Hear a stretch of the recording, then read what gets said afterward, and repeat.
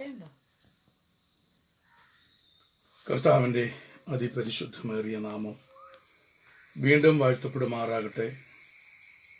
ദൈവത്തിൻ്റെ മാറ്റമില്ലാത്ത ദൈവവചനമായി നിങ്ങളെ അഭിസംബോധന ചെയ്യുവാൻ സ്വർഗത്തിലെ വലിയവനായ ദൈവം ഈ ഭൂമിയിൽ വെച്ച് വീണ്ടും ഒരവസരം കർത്താവ് തന്നതോർത്ത് നന്ദിയോടെ സ്തോത്രം ചെയ്യുന്നു, സ്തുതിക്കുന്നു. ദൈവത്തിൻ്റെ ആ വലിയ മാറ്റമില്ലാത്ത ആ പ്രവൃത്തികളെ ഓർത്ത് നന്ദിയോടെ മഹത്വപ്പെടുത്തുകയാണ്. ഈ വൈകിയ വേളയിൽ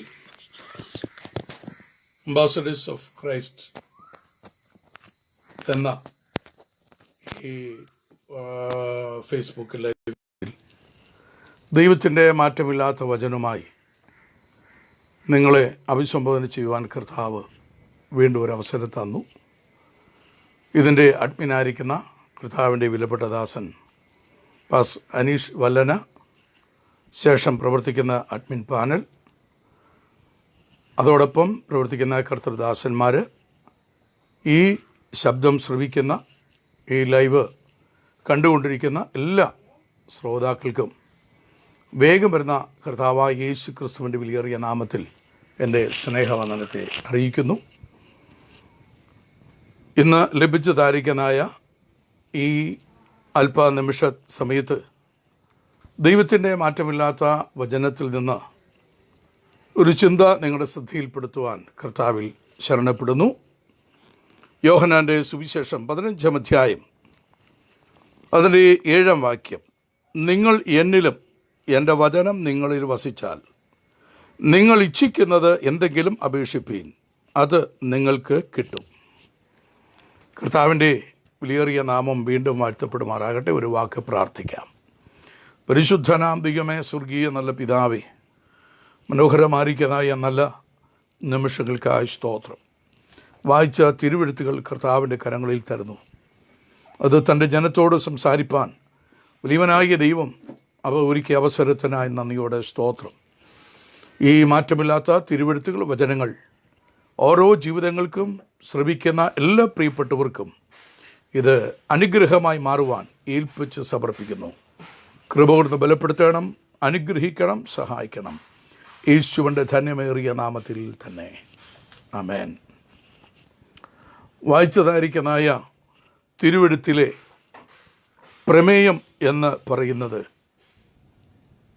ദൈവത്തിൻ്റെ മാറ്റമില്ലാത്ത വചനം നമ്മുടെ കർത്താവ് നമ്മുടെ ഹൃദയത്തിൽ വസിക്കുന്നുവെങ്കിൽ നമ്മൾ ഇച്ഛിക്കുന്നത് നമുക്ക് തരുന്ന ഒരു വലിയവനായ ദൈവമാണ്.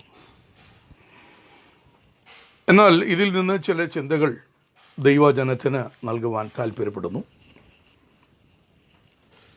എൻ്റെ കർത്താവ് പറഞ്ഞതായിരിക്കുന്നതായ ആ വാക്കിൻ്റെ വലിയ ആഴം, നിങ്ങൾ എന്നിലും എൻ്റെ വചനം നിങ്ങളിലും വസിച്ചാൽ നിങ്ങൾ ഇച്ഛിക്കുന്നത് എന്തെങ്കിലും അപേക്ഷിപ്പീൻ, അത് നിങ്ങൾക്ക് കിട്ടും.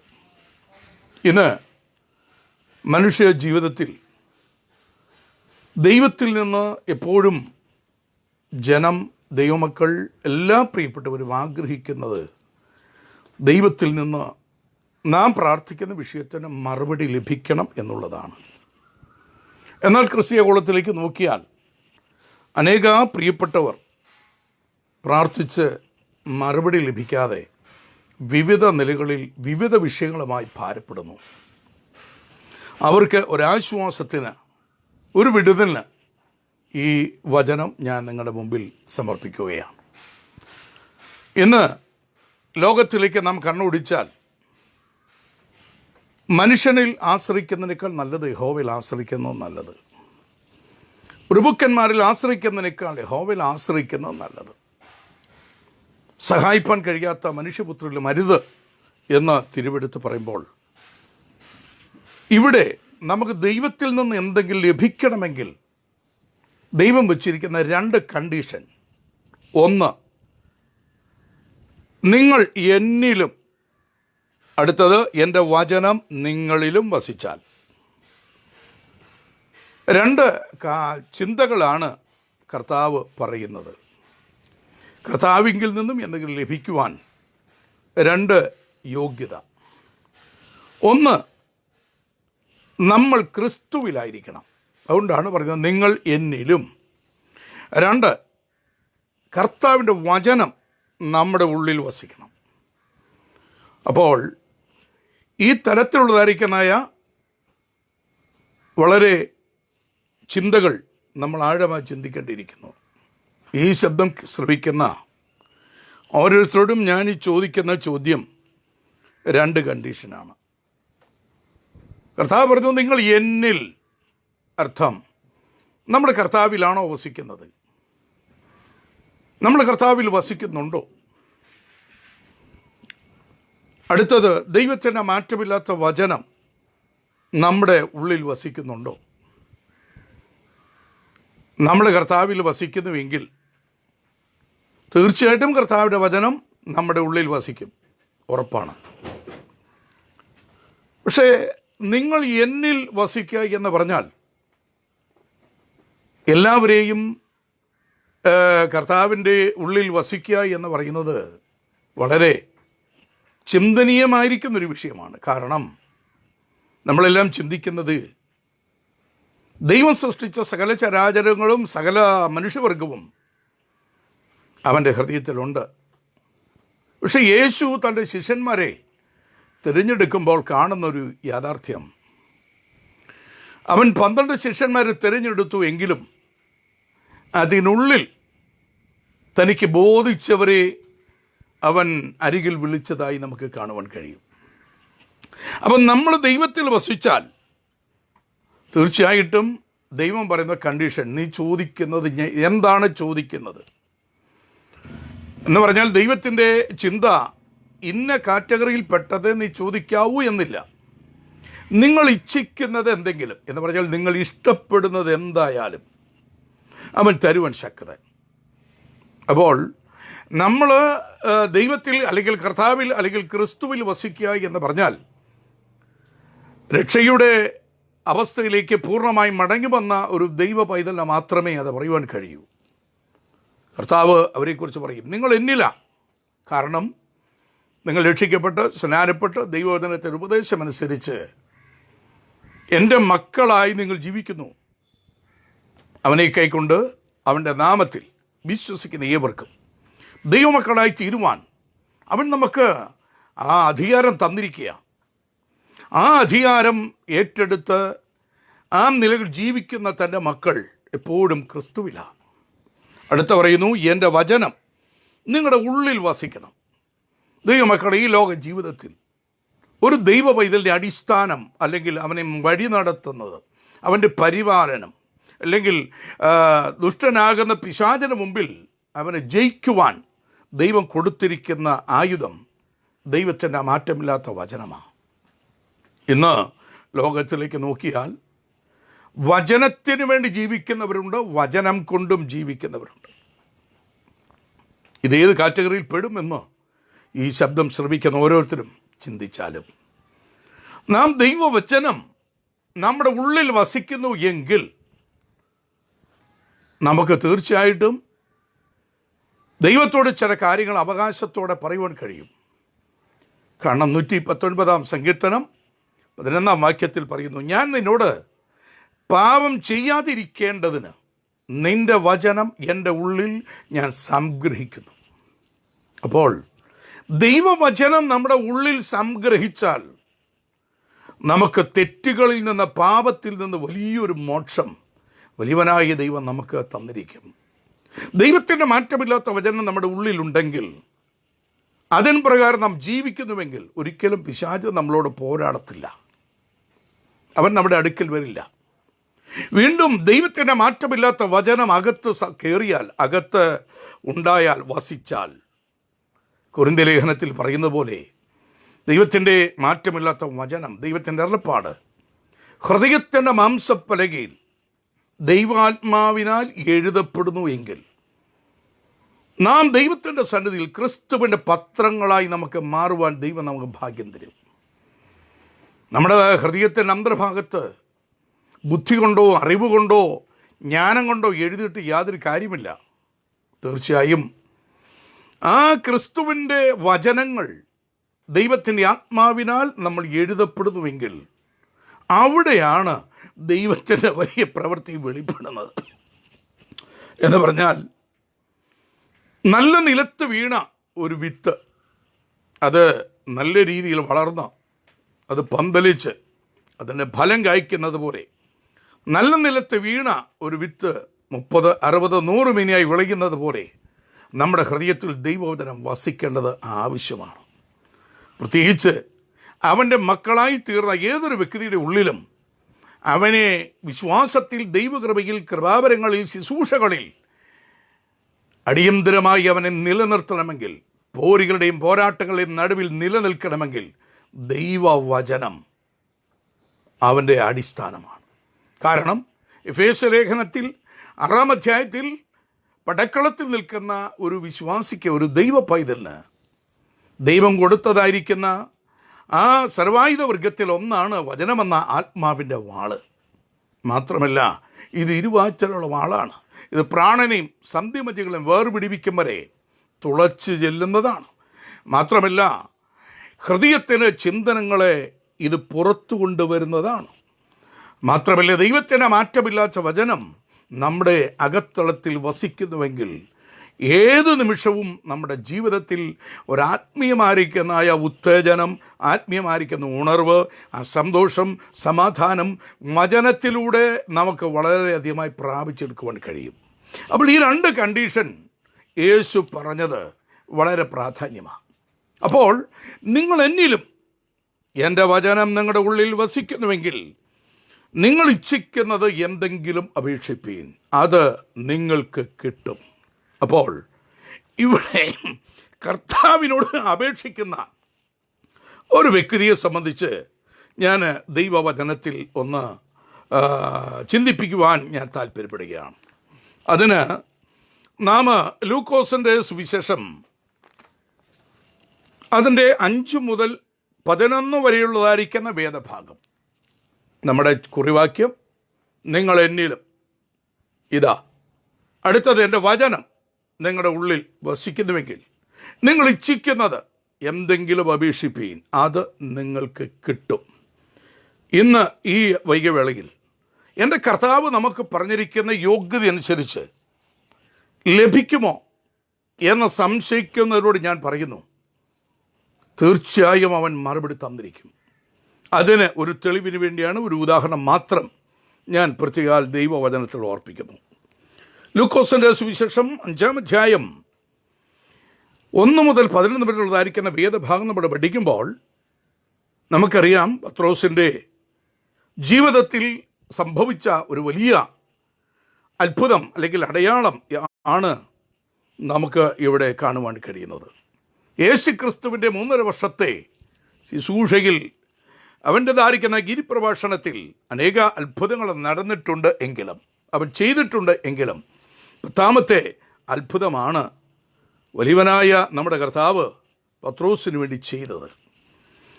അവൻ ഗന്നസരത്ത് തടാകത്തിൻ്റെ കരയിൽ ഇരിക്കുമ്പോൾ പുരുഷാരം ദൈവവചനം കേൾക്കേണ്ടതിന് അവനെ തിക്കിത്തിരക്കൊണ്ടിരിക്കയിൽ 2 പടക് കരയ്ക്ക് അടുത്ത് നിൽക്കുന്നത് അവൻ കണ്ടു.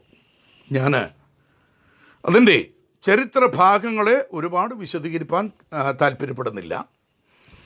ആ വേദഭാഗത്തിൽ നമുക്ക് കാണുവാൻ കഴിയുന്നത് ഗന്നസരത്ത് തടാകത്തിൻ്റെ അരികിൽ യേശു നിൽക്കുന്ന കണ്ടപ്പോൾ ദൈവവചനം കേൾക്കേണ്ടതിന് പുരുഷാരം അവനെ തിക്കിത്തിരക്കി.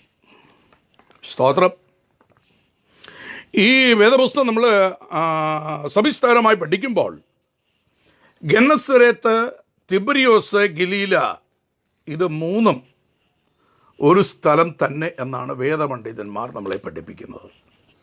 എന്ന് പറഞ്ഞാൽ ഗന്നസരത്ത് എന്ന് നമ്മൾ ചിന്തിക്കുമ്പോൾ സംഖ്യാപുസ്തകം 34:11, യോശുവ 12:3, 13:27, ആവർത്തനം 3:17, ലൂക്കോസിൻ്റെ സുവിശേഷം 5-ാം അധ്യായം അതിൻ്റെ 1-ാം വാക്യമൊക്കെ വായിക്കുമ്പോൾ ഈ കാണുന്നതായിരിക്കുന്ന ഗന്നസരത്ത്, അതുപോലെ തന്നെ തിബരിയോസ്, യോഹന്നാൻ്റെ സുവിശേഷം 21:1, അതുപോലെ മത്തായി സുവിശേഷം 4:18, അതുപോലെ 15-ാം അധ്യായം അതിന് 29 വാക്യത്തിൽ ഈ വാക്യങ്ങളൊക്കെ കാണുന്ന ഭാഗം 3 സ്ഥലവും ഒന്ന് തന്നെ എന്ന് പറഞ്ഞാൽ ഗെനസരേത്ത്, തിബരിയോസ്, ഗലീല, ഇവ 3 ഒന്ന് തന്നെ എന്നാണ് വേദപണ്ഡിതന്മാർ നമ്മളെ പഠിപ്പിക്കുന്നത്. എന്നാൽ യേശു ഈ ഗെനസരേത്ത് തടാകത്തിൻ്റെ അരികിൽ നിൽക്കുമ്പോൾ ദൈവവചനം കേൾക്കേണ്ടതിന് പുരുഷാരം അവനെ തിക്കിത്തിരക്കി. ഇന്നത്തെ ആത്മീയ കോളത്തിലേക്ക് നോക്കിയാൽ ദൈവവചനത്തെ കേൾക്കുവാൻ ഇന്ന് ആൾക്കാർക്ക് വലിയ താല്പര്യക്കുറവാണ്. എന്നാൽ കർത്താവ് തന്നെ പറയുന്നു, വരം ലഭിച്ചവർ മാത്രമേ ദൈവത്തിൻ്റെ മാറ്റമില്ലാത്ത വചനം ശ്രവിക്കുകയുള്ളൂ. എന്നാൽ ഈ ഭാഗത്ത് പറയുന്ന 1-2 പോയിന്റുകൾ മാത്രം ഞാൻ വേഗത്തിൽ ഓർപ്പിക്കട്ടെ. ഇവിടെ പത്രോസിൻ്റെ ജീവിതം എന്ന് പറയുന്നത് രാത്രി മുഴുവൻ അധ്വാനിച്ചിട്ട് ഒന്നും ലഭിക്കാത്ത പത്രോസ് തൻ്റെ കയ്യിലിരിക്കുന്നതായ പടക് കഴുകി, വല കഴുകി താൻ ഭവനത്തിലേക്ക് പോകാൻ ഒരുങ്ങുന്ന നിമിഷത്തിലാണ് പുരുഷാരത്തിൻ്റെ തിക്കും തിരക്കും കണ്ടപ്പോൾ യേശു തന്നെ അവനോട് പറഞ്ഞു, ഈ പടകളിൽ ശീമോനുള്ളതായിരിക്കുന്ന ഈ പടകിൽ കയറിയിട്ട് അവൻ പറഞ്ഞു, കരയിൽ നിന്ന് അല്പം നീക്കണം. വേദപുസ്തകം നമ്മൾ പഠിക്കുമ്പോൾ പടകിനെ സംബന്ധിച്ച് ഏകദേശം 71 പ്രാവശ്യം പറയുന്നുണ്ട്. അത് പല തലങ്ങളിൽ ഉപയോഗിക്കുന്ന പടകളുണ്ട്. അതായത് മീൻ പിടിക്കാൻ, യാത്രയ്ക്ക് വേണ്ടി, അതുപോലെ മറ്റ് സാധന സാമഗ്രികൾ കൊണ്ടുവരുവാൻ പോകുന്ന കപ്പലുകൾ, ഇങ്ങനെ പല നിലകളിലാണ് വേദപുസ്തകത്തിൽ പടകുകളെക്കുറിച്ച്, കപ്പലിനെക്കുറിച്ച് നമുക്ക് കാണുവാൻ കഴിയുന്നത്. അതുപോലെ തന്നെ അതിൻ്റെതായിരിക്കുന്ന ഈ പ്രാവചനിക വശം എന്ന് പറയുന്നത് വളരെ നമ്മൾ ചിന്തനീയമാണ്. ശലോമോൻ തൻ്റെതായിരിക്കുന്ന ആലയം പണിയുവാൻ വിവിധ സാധനങ്ങൾ കൊണ്ടുവരുവാൻ തർശീശിലേക്ക് അയക്കുമ്പോൾ എസ്യോൻ ഗേബറിൽ വെച്ച് ആ കപ്പൽ തകർന്നുപോയി. എസ്യോൻ ഗേബർ എന്ന വാക്കിൻ്റെ അർത്ഥം മല്ലൻ്റെ നട്ടല് എന്നാണ്. ആ എസ്യോൻ ഗേബറിൽ വെച്ച് അത് നഷ്ടപ്പെട്ടു പോയെങ്കിലും വലിയവനായ ദൈവം അതിനെ വീണ്ടും പുനരുദ്ധരിപ്പിക്കുവാൻ ദൈവം അവസരം കൊടുത്തു. എന്നാൽ നമ്മൾ ഈ ഭാഗം ചിന്തിക്കുമ്പോൾ, 1, യേശു കയറിയ ഒരു പടക്, 2, ഉപജീവനത്തിന് വേണ്ടി ഉപയോഗിക്കുന്ന ഒരു പടക്, 3, അകലം വിട്ട് പോകുന്നതായിരിക്കുന്നതായ ഒരു പടക്. മാത്രമല്ല യേശു പടകിൽ കയറിയപ്പോൾ കാറ്റമർന്നതായിരിക്കുന്ന പടക്, കരയിൽ നിന്നും അല്പം നീക്കി ഉപദേശത്തിന് വേണ്ടി നിൽക്കുന്ന പടക്, വീണ്ടും നമുക്ക് കാണുവാൻ കഴിയും അനുഗ്രഹം നിറഞ്ഞ പടക്. എന്നാൽ അതിനകത്ത് നിരാശയുടെ പടകും നമുക്ക് കാണുവാൻ കഴിയും. ഏകദേശം 7 തലങ്ങളിലുള്ളതായിരിക്കുന്നതായ പടകുകളെ നമുക്ക് കാണുവാൻ കഴിയും. എന്നാൽ ഈ പടക് എന്ന് പറയുന്നത് നമ്മുടെ വിശ്വാസ ജീവിതത്തെ ഉപമിച്ച് അല്ലെങ്കിൽ വിശ്വാസ ജീവിതത്തോട് സാദൃശ്യപ്പെടുത്തിയാണ് എന്ന് വേദപണ്ഡിതന്മാർ എല്ലാവരും ചിന്തിക്കുന്നതും പഠിപ്പിക്കുന്നതും പറയുന്നതുമൊക്കെ. കാരണം ആ തലങ്ങളിൽ ഉപയോഗിക്കുന്നൊരവസ്ഥ വേദപുസ്തകത്തിൽ നമുക്ക് കാണുവാൻ കഴിയും. അതുകൊണ്ട് അനേക ജീവിതങ്ങൾ ഈ വിശ്വാസത്തിൻ്റെതായിരിക്കുന്നതായ പടകൾ തകർന്നു പോയി, വിശ്വാസ കപ്പൽ തകർന്നു പോയി എന്ന് അപ്പോസ്തലനായ പൗലോസിൻ്റെ നിജപുത്രനായിരിക്കുന്ന തീമോഥെയോസിന് താൻ ലേഖനമെഴുതുമ്പോൾ ആ ലേഖനത്തിൽ വളരെ വ്യക്തമായിട്ട് ഓർപ്പിക്കുന്നുണ്ട്. എന്നാൽ ഇവിടെ നമ്മൾ ചിന്തിക്കേണ്ട ഒരു ചിന്ത, കരയിൽ നിന്ന് അല്പം നീക്കി പടകിൽ കയറി യേശു തിക്കിത്തിരക്കിക്കൊണ്ടിരുന്ന പുരുഷാരത്തോട് അവൻ ഉപദേശങ്ങളെക്കുറിച്ച് സംസാരിച്ച് തീർന്ന ശേഷം അവനോട് പത്രോസിനോട് പറഞ്ഞൊരു വാക്കുണ്ട്, ശിമോനെ, ആഴത്തിലേക്ക് നീക്കി മീൻപിടുത്തത്തിന് വലയിറക്കുവി. അതിന് ശിമോൻ, നാഥ, രാത്രി മുഴുവൻ അധ്വാനിച്ചിട്ട് ഒന്നും കിട്ടിയില്ല, എങ്കിലും നിന്റെ വാക്കിന് ഞാൻ വലയിറക്കാം എന്ന് ഉത്തരം പറഞ്ഞു. ഇവിടുത്തെ വിഷയങ്ങൾ മുഴുവൻ നമുക്കറിയാമെങ്കിലും നമ്മുടെ പ്രധാനപ്പെട്ട ചിന്ത, നമ്മുടെ പ്രമേയം, നിങ്ങൾ എന്നിലും എൻ്റെ വചനം നിങ്ങളുടെ ഉള്ളിലും വസിച്ചാൽ നിങ്ങൾ ഇച്ഛിക്കുന്നത് എന്തെങ്കിലും അപേക്ഷിപ്പീൻ, അത് നിങ്ങൾക്ക് ലഭിക്കും, അത് കിട്ടും. ഇപ്പോൾ ഈ ശിമോൻ പത്രോസിൻ്റെതായിരിക്കുന്ന ഈ അവസ്ഥ, അവൻ രാത്രി മുഴുവൻ അധ്വാനിച്ചു, ഒന്നും കിട്ടിയില്ല. പക്ഷേ നിരാശയുടെ വാക്ക് ഇവൻ പറയുമ്പോൾ പ്രത്യാശയുടെ മറുപടി, അല്ലെ പ്രത്യാശയുടെ വാക്കാണ് യേശു ശിമോൻ പത്രോസിനോട് പറയുന്നത്. എന്താണ്? ആഴത്തിലേക്ക് നീക്കി വലിയിറക്കുവീൻ എന്ന് പറയുമ്പോൾ തന്നെയും യേശു പറഞ്ഞതായിരിക്കുന്ന വാക്കുകൾ വളരെ ചിന്തിക്കുന്നുണ്ടെങ്കിലും ശിമോൻ പത്രോസ് പറയുകയാണ്, രാത്രി മുഴുവൻ ഞാൻ അധ്വാനിച്ചു, ഒന്നും കിട്ടിയില്ല. അടുത്തത് അവനോട് പറയുന്ന മറുപടി, അവൻ പറയുന്ന മറുപടി, നിന്റെ വാക്കിന് ഞാൻ എന്ത് ചെയ്യാം, വലയിറക്കാം. എന്താണ് യേശുവിൻ്റെ വാക്ക്? വീണ്ടെടുക്കപ്പെട്ട ദൈവത്തിൻ്റെ പൈതൽ, യേശുവിൻ്റെ വാക്ക് എന്ന് പറയുന്നത് ദൈവത്തിൻ്റെ മാറ്റമില്ലാത്ത വചനമാണ്. അവൻ്റെ വാമൊഴിയാണ് ഇന്ന് നമ്മുടെ കയ്യിലിരിക്കുന്ന വിശുദ്ധ വേദപുസ്തകം. അവൻ്റെ വാമൊഴിയാൽ പറഞ്ഞ അരുളപ്പാടുകളെ 40-ൽ പരം ആൾക്കാരാൽ പരിശുദ്ധാത്മാവിനാൽ എഴുതപ്പെട്ട് ഈ തരത്തിൽ ക്രമീകരിച്ച് നമ്മുടെ കയ്യിൽ എൻ്റെ കർത്താവ് ഈ വാമൊഴികൾ വരമൊഴിയായി നമുക്ക് തന്ന് ഇത്രത്തോളം ഒരു വലിയ മഹാഭാഗ്യം നമ്മുടെ ജീവിതത്തിൽ തന്നതോർത്ത് നമുക്ക് ദൈവത്തിന് മഹത്വം കൊടുക്കാം. ഇവിടെ പറയുന്നു, നാഥ രാത്രി മുഴുവൻ അധ്വാനിച്ചു, ഒന്നും ലഭിച്ചില്ല, ഒന്നും കിട്ടിയില്ല. എന്നാൽ ആ കർത്താവ് പറഞ്ഞ വാക്കിന് വലയിറക്കിയപ്പോൾ വലിയ പെരുത്തൊരു മീൻകൂട്ടം അവൻ്റെ പടകിൽ കയറി, അവൻ്റെ വലയ്ക്കകത്ത് കയറി, അത് പടകിനകത്ത് കയറി. കൂടെയുണ്ടായിരുന്ന പടകുകളും കൂടെ ശിമോൻ പത്രോസ് അവരെ കൂടെ അടുക്കൽ വിളിച്ച് അതിൽ നിന്നും ഒരംശം കൊടുക്കത്തക്ക രീതിയിൽ വലിയവനായ ദൈവം പത്രോസിൻ്റെ ആ ശൂന്യമായ വലയ്ക്കകത്ത്, ശൂന്യമായ പടകിനകത്ത് നിറച്ചെങ്കിൽ, എന്നെ കേൾക്കുന്ന പ്രിയപ്പെട്ടവരെ, നമ്മുടെ ജീവിതത്തിൽ ശൂന്യതയുടെ, ഇല്ലായ്മയുടെ ഒരവസ്ഥ ആണല്ലോ നമ്മൾ ഇന്ന് അനുഭവിച്ചുകൊണ്ടിരിക്കുന്നത്. എന്താണ് ഈ തരത്തിൽ ആ വലിയ പ്രവൃത്തി വെളിപ്പെട്ടപ്പോൾ അതിൻ്റെ 11-ാം വാക്യത്തിൽ എഴുതിയിരിക്കുന്നത്, പിന്നെ അവർ പടകുകളെയും കരയ്ക്ക് അടുപ്പിച്ചിട്ട് സകലവും വിട്ട് അവനെ അനുഗമിച്ചു. അവനോട് പറഞ്ഞൊരു വാക്കുണ്ട്, യജമാനനെ, അതായത് യേശു ശിമോനോട് പറയണ ഭയപ്പെടേണ്ട എന്ന് പറഞ്ഞിട്ട് അവൻ പറയുകയാണ്, ഇന്നു മുതൽ നീ മനുഷ്യരെ പിടിക്കുന്നവരാകും എന്ന് പറഞ്ഞു. അപ്പോൾ ശിമോൻ എന്ന ഈ ശിമോൻ പത്രോസിൻ്റെ കൂട്ടാളികളായിരിക്കുന്ന സെബദി മക്കൾ എന്ന് പറയപ്പെടുന്ന പത്രോസ്, യോഹന്നാൻ, യാക്കോബ് എന്നിവരെ നോക്കിക്കൊണ്ട് യേശു പറയുകയാണ്, ഇന്നു മുതൽ നിങ്ങൾ ഇനി മീൻ പിടിക്കുവാനല്ല, മനുഷ്യരെ പിടിക്കുന്നവരാകും. എന്നെ കേൾക്കുന്ന ശ്രോതാക്കളെ, ഇതിൽ നിന്നൊരു വലിയ മർമ്മം ഞാൻ വെളിപ്പെടുത്തുവാൻ പോകുകയാണ്. നമുക്ക് ഈ ഭാഗങ്ങളെല്ലാം വളരെ വ്യക്തമായിട്ട് അറിയാം, കാണാപ്പാടമാണ്.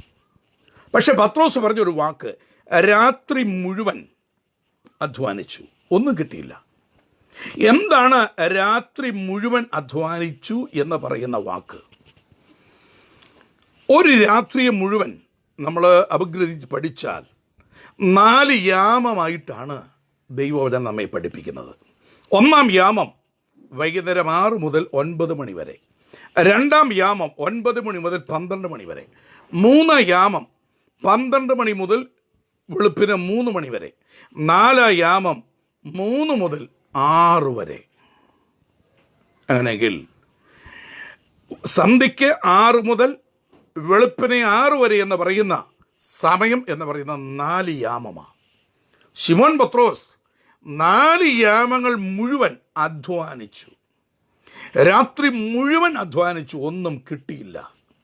എന്താണ് രാത്രിയെ സംബന്ധിച്ച് നമ്മൾ ചിന്തിക്കുമ്പോൾ നമുക്ക് കാണുവാൻ കിട്ടുന്നത് ഇരുട്ടാ. അർത്ഥം ഇരുട്ടിൻ്റെ പ്രവൃത്തികൾ. അതുകൊണ്ട് തിരുവെഴുത്തിൽ പറഞ്ഞു, ഇരുട്ടിൽ സഞ്ചരിക്കുന്ന മഹാമാരിയെ. ഉണ്ടോ? മനസ്സിലായല്ലോ? ഇരുട്ടിൽ സഞ്ചരിക്കുന്ന മഹാമാരി എന്ന് പറഞ്ഞാൽ അന്ധകാരത്തിൻ്റെ അധിപതികൾ, ലോകത്തിൻ്റെ അധിപതികൾ. ഇതാ ഈ പത്രോസിൻ്റെ കുടുംബത്തിന് ലഭിക്കേണ്ട നന്മ ആ ഇരുട്ടിൻ്റെ അധികാരികൾ അടച്ചു വച്ചെങ്കിൽ, വെളിച്ചത്തിൻ്റെ എൻ്റെ കർത്താവ് ഇത് അവനുള്ളതായിരിക്കുന്ന അനുഗ്രഹത്തെ നേരിട്ട് എൻ്റെ കർത്താവ് കൊടുക്കുക. പത്രോസിന് ഗെന്നസരത്തിൻ്റെയും തെബിരിയോസിൻ്റെയും ഗലീലയുടെ ഒക്കെ ആഴങ്ങൾ എല്ലാ മടക്കുകളൊക്കെ അവനറിയാം. പക്ഷെ അവനും മറച്ചു വച്ചിരുന്നത് എൻ്റെ കർത്താവിൻ്റെ വാക്കിനാൽ വെളിപ്പെടുകയാണ്. പത്രോസ് പറയുന്നു, നിന്റെ വാക്കിനാൽ ഞാൻ വലയിറക്കാം. എന്നാൽ വീണ്ടെടുക്കപ്പെടുന്നത് ജനമേ, ഈ 4 യാമങ്ങളെ നമ്മുടെ ജീവിതത്തിൻ്റെതായിരിക്കുന്ന അധ്വാനവും ഒക്കെ ഇത്രയും നാളുകളായിട്ട് നമുക്കൊന്നും ലഭിക്കാതിരുന്നത് അവൻ മടക്കി തരുവാൻ നമ്മുടെ കർത്താവ് ശക്തൻ. വിശ്വസിക്കുന്നവർ ദൈവത്തിന് മഹത്വം കൊടുക്കുക. മാത്രമല്ല, ഈ 4 യാമങ്ങളെ ഇതാ ഞാൻ ദൈവവചനത്തോട് ഒന്ന് വ്യാഖ്യാനിച്ച് ചിന്തിപ്പാൻ ആഗ്രഹിക്കുക. ഒരു മനുഷ്യൻ്റെ ആയുസ് 4 വിരൽ നീളമായി വേദപുസ്തകം നമ്മെ പഠിപ്പിക്കുന്നു. വീണ്ടും 90-ാം സങ്കീർത്തനം അതിൻ്റെ 9, 4-ാം വാക്യം, അതിന് 10-ാം വാക്യം ഒക്കെ നമ്മൾ പഠിക്കുമ്പോൾ കാണുന്നത് ഒരു മനുഷ്യൻ്റെ ആയുസ് 70, ഏറെയായാൽ 80. 80-നെ ഞാൻ 4ആയിട്ട് ഭാഗിക്കുന്നു. 20 വെച്ച് നമ്മൾ പരിശോധിച്ചാൽ 1-ാം യാമം എന്ന് പറയുന്നത് നമ്മുടെ ജീവിതത്തിൻ്റെ 1-ാമത്തെ വയസ്സ് മുതൽ 20-ാമത്തെ വയസ്സ് വരെ. 2-ാം യാമം എന്ന് പറയുന്നത് 20-ാമത്തെ വയസ്സ് മുതൽ 40-ാമത്തെ വയസ്സ് വരെ. 3-ാം യാമം എന്ന് പറയുന്നത് 40 മുതൽ 60 വരെ. 4-ാം യാമം എന്ന് പറയുന്നത് 60 മുതൽ 80 വരെ. എന്നെ കേൾക്കുന്ന ശ്രോതാവേ, ഞാനീ പറഞ്ഞ പ്രായത്തിനകത്തുള്ള പല വ്യക്തികളും ഈ ശബ്ദം കേൾക്കുന്നുണ്ട്. പക്ഷേ ഇതുവരെയും നിങ്ങളുടെ ജീവിതത്തിൽ ഇരുട്ടിനെ മറച്ചു വച്ചിരുന്ന നന്മ, നിന്റെ കുടുംബത്തിൽ, നിന്റെ തലമുറയ്ക്ക്, നിന്റെ ജീവിതത്തിന്, നിന്റെ ശുശ്രൂഷയ്ക്ക് ഇതാ ഇരുട്ടിൻ്റെ അധികാരികൾ മറച്ചു വച്ചിരുന്ന ആ വലിയ അനുഗ്രഹത്തെ എൻ്റെ കർത്താവ് നിന്റെ കരങ്ങളിൽ ശൂന്യമായി പടകനകത്ത്, ശൂന്യമായി വലയ്ക്കകത്ത് എൻ്റെ കർത്താവ് നിനക്ക് നേരിട്ട് തരുവാൻ പോകുക. വിശ്വസിക്കുന്നവർ ദൈവത്തിന് മഹത്വം കൊടുക്കുക. മാത്രമല്ല, എൻ്റെ കർത്താവിൻ്റെ വാക്കിനാൽ നീ വലയിറക്കുന്നുണ്ടോ? ഒരു പെരുത്ത മീൻകൂട്ടത്തെ നിന്റെ പടകിനകത്ത് തരുവാൻ എൻ്റെ കർത്താവ് ശക്തനാ. അങ്ങനെയെങ്കിൽ ഇരുട്ടിൻ്റെ അധികാരികളുടെ കൈകളിലാണ് ഇന്ന് ഓരോരുത്തരുടെയും നന്മ മറച്ചു വച്ചിരിക്കുന്നത്. അതുകൊണ്ട് പത്രോസ് പറയുന്നു, നാളെ രാത്രി മുഴുവൻ, ഒന്നുകൂടെ പറയാം, നമ്മുടേതായിരിക്കുന്ന ജീവിതത്തിൽ പല പ്രായക്കാർ ഈ ദൂത് കേൾക്കുന്നുണ്ടായിരിക്കാം. പക്ഷെ ഞാൻ ചോദിക്കുന്നു, നിങ്ങളുടേതായിരിക്കുന്ന ജീവിതത്തിൽ ഇതുവരെ ലഭിക്കാത്തത്, ഇതുവരെ ഒന്നും കിട്ടാത്തത്, ഈ മാറ്റമില്ലാത്ത വചനം വിശ്വസിക്കുന്നുവെങ്കിൽ എൻ്റെ കർത്താവ് പറയുന്നു, നിങ്ങൾ എന്നിലും എൻ്റെ വചനം നിങ്ങളുടെ ഉള്ളിൽ വസിക്കുന്നുവെങ്കിൽ നിങ്ങൾ ഇച്ഛിക്കുന്നത് എന്തെങ്കിലും അപേക്ഷിപ്പീൻ, അത് നിങ്ങൾക്ക് കിട്ടും. അതിൻ്റെ തെളിവാണ് പത്രോസ് പെരുത്ത മീൻകൂട്ടത്തെ അവൻ കണ്ടു. അവനെ വലിച്ചു കയറ്റുവാൻ പാടില്ലാതെ വന്നപ്പോൾ ചെറുപടകളോട് ചേർത്ത് വിളിച്ചു. പക്ഷേ ആ വലിയ പ്രവൃത്തി കണ്ടപ്പോൾ യേശുവിൻ്റെ കാൽക്കൽ വീണ ആ വ്യക്തി പറഞ്ഞൊരു കാര്യമുണ്ട്. പത്രോസ് അവൻ പറയാണ്, കർത്താവേ, ഞാൻ പാപിയായ ഒരു മനുഷ്യനാണ്.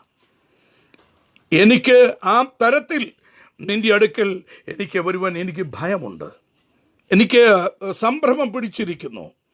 മാത്രമല്ല, അവൻ പറഞ്ഞ ആ വാക്ക് നിമിത്തം യേശു അവനോട് പറയാം, നീ ഭയപ്പെടേണ്ട, ഇന്നു മുതൽ നീ മീൻ പിടിക്കുന്നവനല്ല, ഇന്നു മുതൽ നീ മനുഷ്യരെ പിടിക്കുന്നവരാകും. എൻ്റെ ചോദ്യം, രാത്രി മുഴുവൻ അധ്വാനിച്ചിട്ട് ലഭിക്കാത്ത നന്മ ലഭിച്ച ശിമോൻ പത്രോസിന് പറയുന്നു, ഇനി നീ മനുഷ്യനെ പിടിക്കുന്നവനല്ല, നീ മീൻ പിടിക്കുന്നവനല്ല, ഇനി നീ മനുഷ്യനെ പിടിക്കുന്നവരാകും എന്ന് പറഞ്ഞാൽ അതിൻ്റെ അർത്ഥം, യിരെമ്യാവിനോട് പറഞ്ഞു, യിരെമ്യാവേ, നീ എന്നെ വിളിച്ചപേക്ഷിക്കാൻ ഞാൻ നിനക്ക് ഉത്തരമരുളും. ഇരുട്ടിലെ നിക്ഷേപങ്ങളെയും അവൻ്റെ മറവിടത്തിലെ ഗുപ്തനിധികളെയും ഞാൻ വെളിപ്പെടുത്തി തരും. എന്നെ കേൾക്കുന്ന ദൈവത്തിൻ്റെ ജനമേ, എന്നെ കേൾക്കുന്ന ശ്രോതാവേ, നീ എത്ര നാളുകളായി കരയുന്നു, എത്ര നാളുകളായി പ്രാർത്ഥിക്കുന്നു? നീ വ്യക്തമായിട്ടൊന്ന് വിളിച്ചപേക്ഷിക്കാമോ? അവൻ്റെ വാക്കിന് നീ വലയിറക്കാമോ? അവൻ്റെ വചനം നിന്റെ ഉള്ളിൽ വസിക്കുന്നുവെങ്കിൽ, അവൻ നിന്റെ അകത്തളത്തിൽ വസിക്കുന്നുവെങ്കിൽ, എൻ്റെ ദൈവം നിനക്ക് മറുപടി തരുവാൻ ശക്തൻ. ഒരു സംശയം വേണ്ട, ഞാൻ എൻ്റെ അനുഭവത്തിലും കൂടിയാണ് പറയുന്നത്.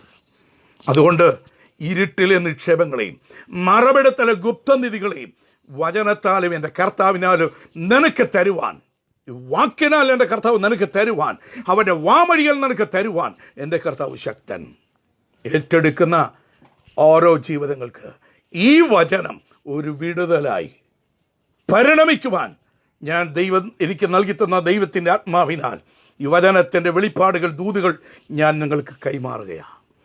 രാത്രി മുഴുവൻ അധ്വാനിച്ച പല പ്രിയപ്പെട്ടവരെ നിരാശയോടിരിക്കുന്നവർ കാണാം. ഇരുട്ടിൽ സഞ്ചരിക്കുന്ന മഹാമാരി, ഞാൻ ചോദിക്കട്ടെ, ഇന്ന് COVID-19 എന്ന് പറയുന്ന ആ മഹാമാരിയിൽ നിന്ന് നിനക്കൊരു വിടുതൽ തരുവാൻ, ഉള്ളിൽ ഉള്ളവനൊരു വിടുതൽ കൊടുക്കുവാൻ, എൻ്റെ കർത്താവ് ഉള്ളിൽ ഉള്ളവനൊരു വിടുതൽ കൊടുക്കുവാൻ എൻ്റെ കർത്താവ് ശക്തൻ. വിശ്വസിക്കുന്നവരാൽ ഈ അടയാളം സംഭവിക്കട്ടെ. അതിനുവേണ്ടി നമുക്ക് മനസ്സ് ഒരുക്കാം, അതിനുവേണ്ടി നമുക്ക് സമർപ്പിക്കാം എന്ന് ഞാൻ ഓർപ്പിച്ചുകൊണ്ട് ഈ മാറ്റമില്ലാത്ത ദൈവവചനത്തിൻ്റെ പ്രമേയം നിങ്ങൾക്ക് വേണ്ടി സമർപ്പിച്ചുകൊണ്ട് എനിക്ക് അവസരം നൽകി തന്ന കർത്താവിൻ്റെ വിലപ്പെട്ട ദാസൻ അനീഷ് വല്ലന അവരോടുള്ള നന്ദിയെയും ഈ ശബ്ദം ശ്രമിച്ചുകൊണ്ടിരുന്ന ഓരോ ശ്രോതാക്കൾക്കും, എല്ലാ പ്രിയപ്പെട്ടവർക്കും എൻ്റെ ഹൃദയത്തിൻ്റെ ഭാഷയിലുള്ളതായിരിക്കുന്ന നന്ദി ദൈവനാമത്തിൽ അറിയിക്കുന്നു. ദൈവം നമ്മളെ ഓരോരുത്തരെയും ഈ വചനങ്ങളാൽ അനുഗ്രഹിക്കുമാറാകട്ടെ. ആമേൻ.